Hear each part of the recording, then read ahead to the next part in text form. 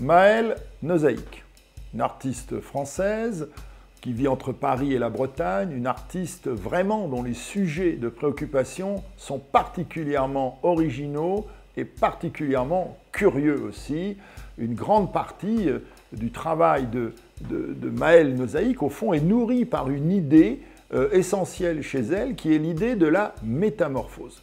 Alors, on dira, mais mon Dieu, qu'est-ce qu'il y a d'extraordinaire dans le fait qu'un artiste se consacre au processus de la métamorphose, c'est-à-dire littéralement ce qui change de forme. Bon, l'art ne fait que faire changer les formes. Représenter un paysage en peinture, par exemple, c'est de fait lui donner une autre forme que la forme de la réalité. Mais chez Maëlle Nozaïc, en tout cas, ce qui est plus spécifique, c'est que la transformation qu'elle opère dans son travail nous renvoie à des univers qui ne sont pas des univers forcément familiers. Il y a quelque chose de l'étrangeté dans sa façon de procéder.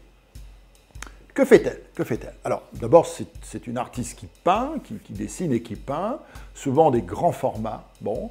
C'est aussi une artiste qui donc peut faire de la sculpture ou s'approprier des supports classiques qu'elle trouve, comme les canivets, par exemple, dont on parlera tout à l'heure, pour en faire autre chose. En fait, il y a toujours chez elle ce principe de transformation.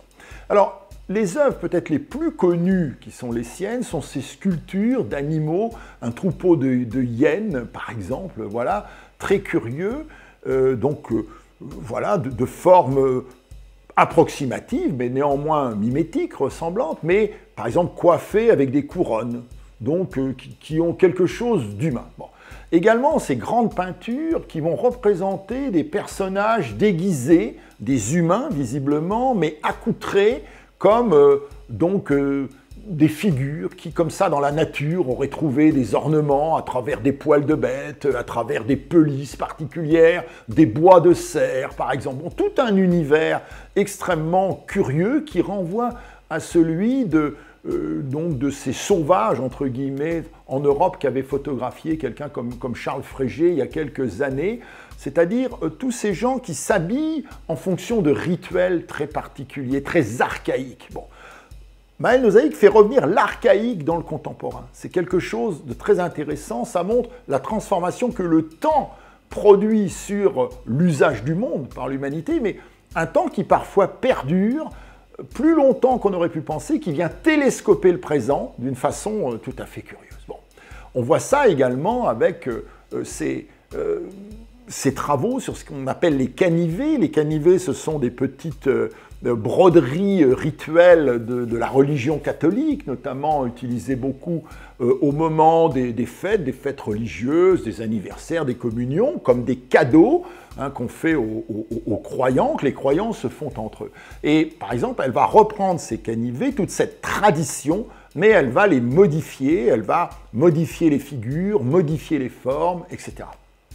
Même chose, elle s'intéresse à certaines plantes qui ont pu intéresser les humains, comme les euphorbes, et elle les reconstitue, reconstitution sculptée très fine, très subtile, très belle d'ailleurs, mais qui font que quand on s'approche d'un peu plus près, eh bien, on découvre un principe ici qui est celui de l'anomalie.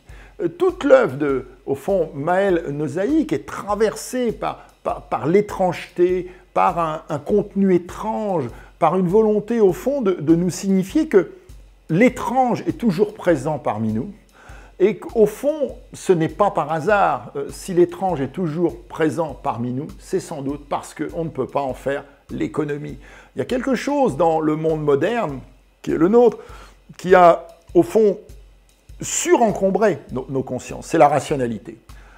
Tout doit être rationnel, tout doit être explicable, tout doit trouver une sorte de justification impérieuse et les représentations qui vont avec. Or, on voit bien ici que l'artiste est quelqu'un qui, au fond, produit un art qui relèverait, sans parler de grands mots, avec des grands mots, d'une contre-rationalité, ou d'une façon de dire, par exemple, dans le contemporain, il y a encore de l'archaïque. Dans le moderne, il y a encore de l'ancien.